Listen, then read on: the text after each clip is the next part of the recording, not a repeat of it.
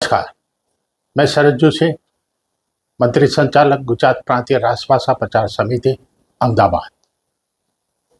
हमारे साथ आज डॉक्टर सूर्य प्रसाद दीक्षित जी है, जो राष्ट्रभाषा प्रचार समिति वर्धा के अध्यक्ष है एवं साहित्य सम्मेलन प्रयाग के भी अध्यक्ष हैं।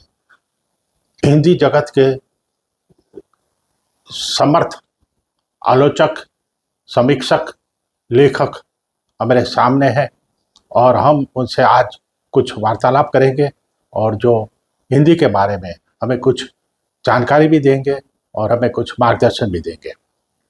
दीक्षित जी, हम आपसे पूछना चाहते हैं कि आप महात्मा गांधी स्थापित राष्ट्रभाषा प्रचार समिति से जुड़े हैं, साहित्य सम्मेलन प्रयाग से भी जुड़े हैं, ऐसी कई संस्थाओं से जुड़े हैं और आज जो संस्था स्थापित हुई थी उसी उद्देश्य से आज इतना काम हो रहा है। आपको उस संस्था के कार्यक्रम के लिए, उस संस्था के कार्य के लिए आपको कैसा संतोष है? जोशी जी, बहुत संतोष तो नहीं है। मैं स्पष्ट कहूं कि इन संस्थाओं से जुड़ते हुए मुझे बड़े गर्व और गौरव की अनुभूति हुई। हिंदी साहित्य सम्मेलन 115 वर्ष पुरानी संस्था है। बिल्कुल सही बात है। महामना मालवीय जी ने उसकी स्थापना की थी। राजर्षि टंडन ने उसके विकास में अपना पूरा जीवन दान कर दिया था। उसने प्रदेश के हर राजधानी में और हर बड़े नगर में अपनी शाखाएं खोली और हिंदी प्रचार प्रसार ही उनका सबसे बड़ा उद्देश्य था। महात्मा गांधी 2 बार उसके अध्यक्ष रह चुके हैं। फिर गांधी जी ने यह सोचकर कि हिंदी भाषी राज्यों में हिंदी का प्रचार करना हमारी प्राथमिकता होनी चाहिए, ये सोचकर राष्ट्रभाषा प्रचार समिति की स्थापना की 1936 में। आज उसके भी इतने वर्ष हो गए। इन्हीं संस्थाओं के प्रयास से दक्षिण हिंदी भारत प्रचार सभा की स्थापना हुई, जिसके आज 4 विश्वविद्यालय कार्य कर रहे हैं। राष्ट्रभाषा प्रचार समिति की लगभग 6000 शाखाएं देश और देशांतर में। उनकी बहुत सारी परीक्षाएं हैं, पत्रिका की प्रसार संख्या बहुत है, पाठकों से उनका संपर्क आवागमन बहुत होता रहता है। तो ये सारा कार्यकलाप वो इतने वर्षों में इन संस्थाओं ने किया। तो दुर्भाग्य से इधर पता नहीं क्यों भारत सरकार इस दिशा में ध्यान नहीं दे रही है। हिंदी के प्रचार प्रसार में इन संस्थाओं का बहुत बड़ा योगदान रहा, खासतौर से हिंदी तक क्षेत्रों में, जहाँ पहले हिंदी का विरोध हुआ करता था। तो गांधी जी के प्रभाव से, मालवीय और टंडन जी के प्रभाव से धीरे धीरे भाषिक सौहार्द पैदा हुआ। उसको बढ़ाए रखने की आवश्यकता है। अब एक संकट क्या आ गया है जोशी जी, आप तो उससे अवगत है कि इन संस्थाओं का राजस्व मुख्य रूप से इनकी परीक्षाओं पर निर्भर था। उन परीक्षाओं की मान्यता खत्म हो गई। अब जब से राष्ट्रीय शिक्षा नीति आई है, उनकी अपनी अलग पाठ्यक्रम प्रणाली है, अध्यापन प्रणाली है। वो कहते हैं आप अपने यहाँ कोई महाविद्यालय शुरू करें तो हम आपकी सहायता पर विचार करें। जबकि हमारी ये हिंदी पाठशालाएं ये दूर दूर तक फैली हुई हैं और ये मुख्यतः पुस्तकों के माध्यम से पढ़ाई जाती थी। तो परिणाम हुआ कि उनकी मान्यता समाप्त होने से हमारी आय के साधन समाप्त हो गए। और जब आय के साधन नहीं होंगे तो बताइए कर्मचारियों का वेतन हम कहाँ से देंगे? तो हमारा दैनंदिन खर्च कैसे चलेगा? विकास कार्य कैसे होंगे? इस समय इन दोनों संस्थाओं के सामने अस्तित्व का संकट है। वो तो आप सबके सहयोग से किसी प्रकार चल रही हैं, लेकिन बहुत सुखद स्थिति नहीं है। मैं आपके माध्यम से और सत्यम जी जो कार्यक्रम कर रहे हैं, इनके माध्यम से यही अपील करना चाहूँगा कि हम भारत सरकार से अनुरोध करें कि इन संस्थाओं का ऐतिहासिक महत्व है, इन्हें मरने न दिया जाए और भाषा तथा संस्कृति के विकास में इनका जो योगदान है उसको बढ़ावा दिया जाए। सही बात है, बिल्कुल सही बात बताई आपने। हम भी ऐसा चाहते हैं कि हिंदी के लिए, हिंदी का प्रचार प्रसार तो अभी हो ही रहा है, लेकिन मैं समझता हूँ अभी हिंदी का विस्तार होना जरूरी है। और विस्तार होने के लिए सिर्फ प्रचार प्रसार से काम नहीं चलेगा, ऐसा मैं मान रहा हूँ। तो अब जैसे कि हम परीक्षाओं से भी बाहर निकले, कुछ पढ़ाई के लिए, कुछ लिखाई के लिए कुछ होना चाहिए, ऐसा मुझे लग रहा है। आपकी क्या राय है? आपने बहुत ठोस बात कही है। प्रचार प्रसार सुनकर के लोग ताली तो पीट देंगे, लेकिन आज की दुनिया बड़ी प्रैक्टिकल है। वो पूछती है, खासतौर से नई पीढ़ी हमसे पूछती है कि हिंदी पढ़ने से हमको क्या मिलेगा, हमारा भविष्य क्या होगा। तो सबसे अधिक हमें उसके भविष्य पर ध्यान देना है, इस पर विचार करना है कि हिंदी के माध्यम से उसका करियर बन सकता है कि नहीं। सीधे सीधे कहें तो हिंदी के माध्यम से उसको रोजगार मिल सकता है कि नहीं। हमको अपने पाठ्यक्रमों का पुनर्गठन करना होगा। पूरे भारत में हर विश्वविद्यालय में, हर बोर्ड में उनसे अपील करनी होगी कि जहां आप सैद्धांतिक अध्ययन करा रहे हो, हिंदी साहित्य का इतिहास बता रहे हैं, भाषा शास्त्र बता रहे हैं, वही रोजगार परक पाठ्यक्रम लाइए। जैसे अनुवाद का पाठ्यक्रम अगर आ जाए, उसका प्रशिक्षण दे दिया जाए तो अनुवाद करके बहुत कुछ जीविका कमाई जा सकती है। पत्रकारिता का प्रशिक्षण दे दिया जाए, मीडिया लेखन का प्रशिक्षण दे दिया जाए तो उससे कमाई हो सकती है। अगर आज विज्ञापन कला हिंदी में सिखा दी जाए, कैसे स्लोगन गढ़े जाते हैं, कैसे प्रचार सामग्री रची जाती है, कहने का तात्पर्य है कि हमको भी प्रैक्टिकल होना पड़ेगा। अभी तक हम लोग आदर्शवादी सिद्धांतों पर चल रहे हैं, ये कहते हुए कि साहित्य तो जीवन मूल्यों का अध्ययन करता है, उससे व्यक्तित्व का विकास होता है, ये पैसा तो हाथ का मैल है। दुर्भाग्य से मैल ही सही, लेकिन दिन भर लोग चाटते रहते हैं। तो उसकी उपयोगिता, उसकी वास्तविकता को स्वीकार करना होगा। आज का कोई कार्य आर्थिक साधन के बिना संपन्न नहीं हो सकता, उसे हम झुठलाएं क्यों? उसको शुद्ध तरीके से अर्जित करें और विद्यार्थियों को प्रबोध दें कि हमारा साहित्य जीवन मूल्यों के लिए भी है और बाजार मूल्य के लिए भी है। उस प्रकार के पाठ्यक्रम की योजना की जाए। दूसरा एक संकट राजनीतिक है। अब देख रहे हैं दक्षिण भारत में अभी भी कुछ राज्य है, कुछ ऐसे राजनेता है, स्टालिन के वक्तव्य जब तक आते रहते हैं, सही बात, दुख होता है। बहुत पहले से उनको समझाया गया कि हिंदी का कोई विस्तारवाद नहीं है, हिंदी किसी पर लादी नहीं जा रही है, पूरे राष्ट्र की एक संपर्क भाषा जरूर होनी चाहिए। और वो आज से 150 वर्ष पहले सभी विभूतियों ने, अलग अलग क्षेत्रों के विभूतियों ने यह स्वीकार किया था कि संपर्क का कार्य केवल और केवल हिंदी कर सकती है। हमारी जितनी भगीरथी भाषाएं हैं, 8वीं सूची में दर्ज 22 भाषाएं, सभी महान हैं, उनमें बड़ा साहित्य है, वो बड़ी प्राचीन भाषाएं हैं, हर तरह से श्रेष्ठ हैं, आदरणीय हैं, लेकिन वे एक एक प्रांत तक सीमित हैं।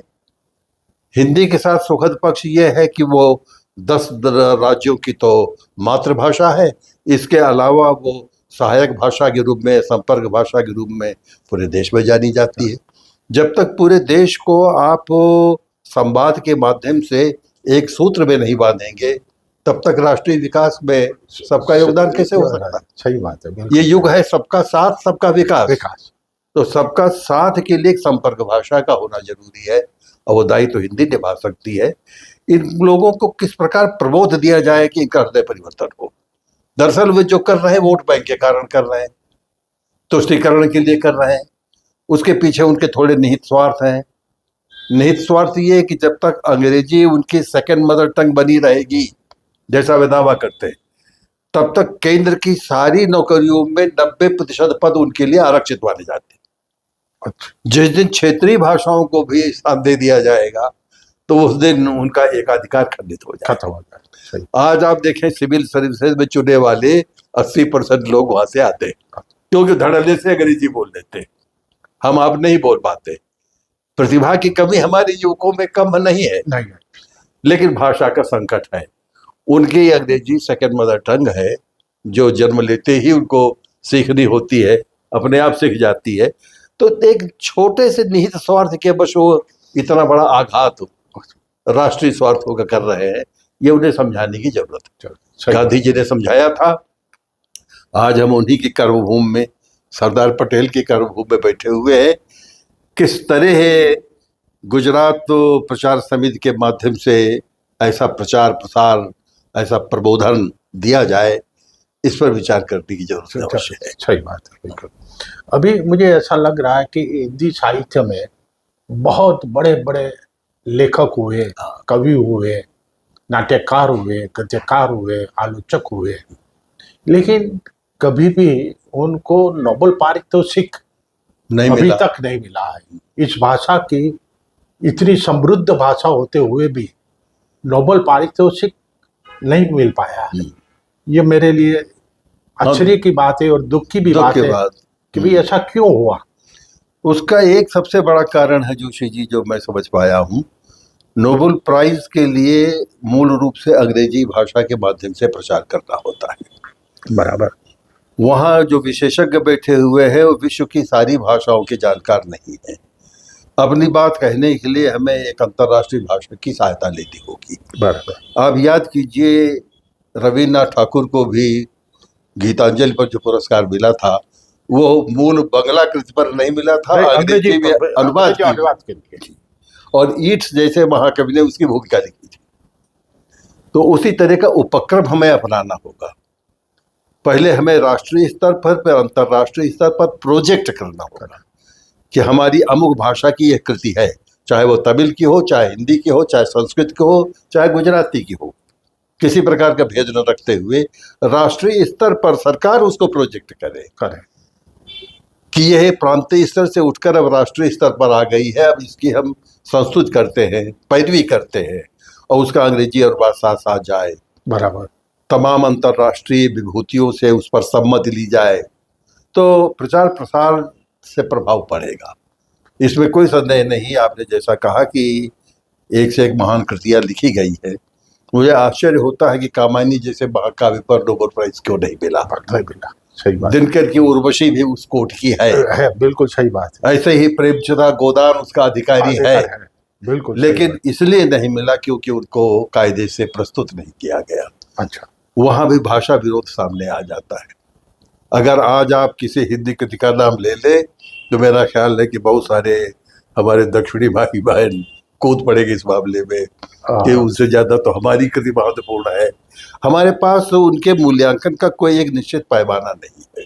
अच्छा, मूल्यांकन के लिए कोई ऐसी कोई निश्चित पैमाना नहीं, एक मापदंड जिसे हम रेटिंग कर सके। आप देखिए, आज हर चीज को लेकर अंतर्राष्ट्रीय स्तर पर पलक मारते रेटिंग हो जाती है कि विश्व के इतने विश्वविद्यालय हैं, उसमें भारत का ये विश्वविद्यालय फलाने स्तर पर है। रोज का रोज उतार चढ़ाव आता है। हाँ। इस पूरे देश का सबसे ज्यादा साफ सुथरा शहर कौन है, रेटिंग करके बता देंगे इंदौर है। अगली रेटिंग में आ गया, वो पिछड़ गया है दूसरे नंबर पर। तो इस तरह का एक मापदंड सरकार के पास है, वही अगर इसमें लगा दिया जाए, अच्छा, हर कवि लेखक का मूल्यांकन तत्काल हो जाएगा और उसमें जो प्रथम स्थान पर आवे उसको हम राष्ट्रीय स्तर पर प्रस्तुत करें, उसे विश्व प्रतियोगिता में प्रस्तुत करें तो कार्य आसानी से हो जाएगा। लेकिन दुर्भाग्य की बात है कि भाषा साहित्य को सरकार इतनी वरीयता नहीं देती। उन्हें लगता है कि आर्थिक विकास ही सबसे बड़ा विकास है। सही बात है, बिल्कुल सही बात। आर्थिक विकास भी होता है सांस्कृतिक चेतना से, बिल्कुल। और सांस्कृतिक चेतना को विकसित करने में इन भाषाओं का, उनके साहित्य का बड़ा योग है। मैं यह चाहता हूँ कि जैसे अपनी जो संस्था है भारत में हिंदी प्रचार प्रसार करने वाली संस्था, उनका यह दायित्व नहीं है कि जो हिंदी कृति है उसको अंग्रेजी में अनुवाद करें।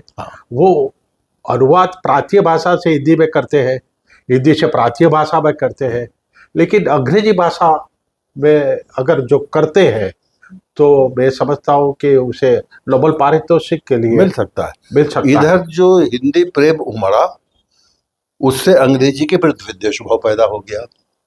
हमें किसी भाषा से द्वेष नहीं रखना है, ये स्वीकार करना होगा कि वो अंतर्राष्ट्रीय महत्व की भाषा है और सारी नई चेतना, सारी आधुनिक सामग्री अंग्रेजी के ही माध्यम से इस देश में आई है। हमें कृतज्ञ भाव से स्वीकार करना होगा कि हमारा व्याकरण अंग्रेजों ने बनाया है, समाचार पत्रकारिता अंग्रेज ने करके आए हैं, अनुवाद कला उन्होंने हमें सिखाई है, समीक्षा पद्धति उन्होंने हमें दी है, और ये जितनी नई विधाएं हैं, कहानी, उपन्यास, नाटक इत्यादि इत्यादि, ये सब अंग्रेजी की देखा देखी हमने शुरू की है। तो हमें अंग्रेजी साहित्य से घृणा नहीं करनी है, अंग्रेजियत से घृणा करनी होती, जिससे अपनी भाषाएं भी विकसित होती रहे और विश्व भर की ये जो नए नए जो प्रयोग है, जो उनकी देन है, उससे हमें स्पर्धा करते रहे, कुछ नकल करें, कुछ उनसे आगे बढ़ने की कोशिश करें। बिल्कुल। यह आपने अनुवाद की बहुत अच्छी बात उठाई। अब इसमें सरकारी अनुकंपा की भी उतनी बड़ी आवश्यकता नहीं है। अनुवाद का पोर्टल आ गया है, आप धीरे से एक बटन दबाइए और जो उसमें आप हिंदी या गुजराती की रचना डालेंगे ऑटोमेटिक मशीन ट्रांसलेशन होकर बाहर आ जाएगा। इस रूप में आप अपने क्लासिक्स का अंग्रेजी में अनुवाद कर सकते हैं। खासतौर से आधुनिक भारत में स्वतंत्रता के बाद जो रचनाएं की गई हैं उनका अंग्रेजी अनुवाद जिसको श्रेष्ठ समझते हों और लोगों का एक मंडल बनाकर उनसे परामर्श करके गुजराती की ये 10 श्रेष्ठ कृतियां हैं 1947 के बाद से, वो एक सूची वरीयता क्रम से बन जाएगी। मैं आपको एक कट अनुभव बताता हूँ। साहित्य अकादमी नई दिल्ली में मैं वहाँ 5 वर्षों तक संयोजक रहा उनके हिंदी शोध मंडल का। तो ये योजना बनी वहाँ की कार्यकारिणी में कि भारत की ये जो 24 साहित्यिक भाषाएं हैं उनके क्लासिक्स की एक सूची बनाई जाए। क्लासिक्स जो कालजयी कृतियां हैं, महान कृतियां। हमारे उस मंडल में गुजराती के भाई जो प्रतिनिधि बनकर गए थे, मैं उनका नाम नहीं लेना चाहूँगा, बहुत आदरणीय व्यक्ति है, बहुत दिनों तक बहस करते रहे और आखिर उन्होंने निष्कर्ष दिया कि ऐसी कोई सूची नहीं बनाई जा सकती क्योंकि गुजराती में इन कृतियों की संख्या 100 के ऊपर है। निर्णय यह हुआ था कि 10 क्लासिक्स आप चुनिए गुणवत्ता के अनुसार। उन्होंने कहा 10 तो हम नहीं चुनेंगे, अगर 100 की छूट आप दे तो हम चुन सकते हैं। फिर कहा गया कि अच्छा क्लासिक तो प्राचीन कृतियां होती हैं, ओवर स्टैंडिंग जो स्तर से ज़्यादा बड़ी यूनिक है उन कृतियों के नाम दे दीजिए। तो बहरहाल सहयोग नहीं किया, कुछ भाषाओं ने दिया, लेकिन हम सूची तक नहीं बना पाए कि हमारी भाषाओं की ये श्रेष्ठ कृतियां। ओहो, 10-10 कृतियां, 20-20 कृतियां, 25-25 कृतियां, इस तरह का मतभेद आपस में भरा हुआ। अच्छा, कारण या धर्म संकट उनके सामने क्या था कि जिसे उपन्यासकारों का नाम देना है या उनके उपन्यासों का नाम देना है तो अपनी मित्र मंडली के हर व्यक्ति को उसमें नामित करना चाहेंगे, कहीं कोई बुरा न मान जाए। वो तटस्थता से लेन देन वाली जो प्रवृत्ति होती है, मैं आपका नाम लूं, आप मेरा नाम लें, जो तटस्थता और निर्लिप्तता होनी चाहिए वो तो वो नहीं है। नहीं है। तो इस तरह की भाषिक राजनीति इस देश में चल रही है। ओहो, इस वजह से सरकार भी झमेले में नहीं पड़ती कि कौन विवाद मोल ले, साहित्यकार आपस में लड़ा करे। हाँ, सही बात है। हमें प्रयास करना है कि एक भारतीय साहित्य बने, अपनी अपनी जगह पर भाषाओं के साहित्य, लेकिन जैसे एक इंडियन हिस्ट्री है, एक भारतीय इतिहास है ना हमारे पास, एक भारतीय दर्शन है ना हमारे पास, वैसे भारतीय साहित्य क्यों नहीं है। आज कोई अकस्मात प्रश्न कर दे कि भारत के सर्वश्रेष्ठ 10 महाकाव्य कौन है, तो संस्कृत वाले कहेंगे 10 हमारे हैं, उनके पास है महाकाव्य। लेकिन उसे कहना है भाई बांट करके खाओ, जब 10 देने हैं तो और भाषाओं को भी अवसर दो, तो अपने 2 रख लो, 8 तो दूसरों को दो। बंगाली का काव्य होगा, तमिल का काव्य होगा, गुजराती का काव्य होगा, हिंदी का काव्य होगा, पर इसमें सहमति नहीं बन पाती है। तो बहरहाल अब जरूरत इस बात की है कि मठाधीशों को छोड़कर हम जनता से राय लें। बराबर, वो बराबर, वे सर्वस्व नहीं है, इसीलिए मीडिया की आवश्यकता है। वो जनाधार का हम आह्वान करें, इसके माध्यम से हम लोगों की राय मांग ले और जो आए उनको पोल करके उनका औसत निकाल करके और ऐसे सूची प्रस्तुत कर दे, तो इस तरह से एक भारतीय साहित्य बनेगा। उसकी सामान्य प्रवृत्तियां, कॉमन कैरेक्टरिस्टिक्स क्या है, ये सामने आएंगी और तब लगेगा कि भले ही कहने को अलग अलग प्रांत हों, पर भारत भारती मुख एक है, अनेक प्रकार के स्वर इसी मुख से निकलते हैं। उसमें एक स्वरता है, इससे सौहार्द पैदा होगा, राष्ट्रीय भावात्मक चेतना पैदा होगी और उसी की आज उसी की आज आवश्यकता है। हाँ। वो अगर आ जाए तो फिर हर तरह का सर्वांगीण विकास हो जाएगा। बिल्कुल बिल्कुल। दीक्षित जी, एक आगे प्रश्न पूछना चाहूंगा कि आपका तो सारा जीवन हिंदी में गया है, आप हिंदी से समर्पित है, अच्छे साहित्यकार है, आलोचक है, तो आपको भविष्य हिंदी के लिए कैसा भविष्य लग रहा है? भविष्य से मैं निराश नहीं हूँ जोशी जी, ये तो समकालीन संकट हैं, इनकी ओर ध्यानाकर्षण कर रहा हूँ। हिंदी और ये भाषाएं जो अपने तृणमूल से जुड़ी हुई है, रूट लेवल पर है, जनभाषा की कोई उपेक्षा नहीं कर सकता। इसलिए भी नहीं कर सकता कि आप जानते हैं यह आर्थिक युग है, महत्व उस देश का है जहां बाजार बड़ा है, जहां ग्राहक ज्यादा है। ये विदेशी कंपनियां जो अपनी आवश्यकता से अधिक उत्पाद कर रही हैं, उनके कंज्यूमर उनके देश में नहीं है, वो भारत जैसे नवविकसित देश में है, इसलिए वे आपके मुखापेक्षी होंगे और मुखापेक्षी होने के नाते आपकी भाषा सीखेंगे। यहाँ सीख रहे हैं, सीख रहे हैं, सीख रहे हैं। ग्राहकों की भाषा सीखे बिना और इस भाषा में प्रचार और विज्ञापन दिए बिना